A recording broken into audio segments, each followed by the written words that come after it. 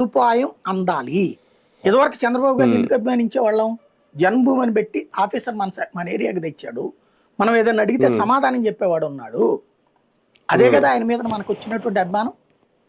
ఇవాళ అదే పని సచివాలయం ఇంటి దగ్గరకు వచ్చి చేస్తే దాన్ని పీకేసి లేదు లేదు పాత పద్ధతి కరెక్ట్ అంటే ఎట్లాగా?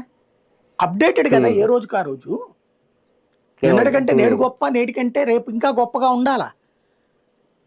నువ్వు ఒకటి జన్మభూమి అని కొత్త అధ్యాయాన్ని తెరిచావు, గుడ్. మా ఏరియాకి నెలకో 2 నెలలకో 3 నెలలకో అధికారులందరినీ తీసుకొచ్చి చూపించావు, అందుకని నిన్ను సీఈఓ అన్నాం, అభివృద్ధి చేయడంలో స్పెషలిస్ట్ అన్నాం. ఇవాళ అంతకంటే ఒక అద్భుతాన్ని చేసి చూపెట్టాడు అతను. దానికి వీళ్ళ ఆల్టర్నేటివ్ ఫెయిల్ అయింది. అది ఏంటది? WhatsApp governance. వాళ్ళు ఇంటికి పాలన తెస్తే మేము చేతిలోనే పాలన అన్నారు, గుడ్, శభాష్ అనుకున్నాం.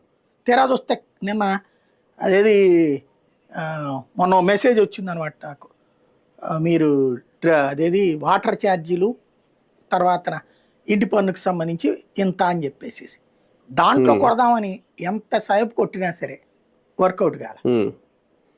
వాట్సాప్ గవర్నెన్స్ చివరికి మళ్ళీ 3 రోజుల పాటు కొట్టుకుంటే 3వ రోజుకి సెట్ అయింది. అది బిల్ పే చేయడం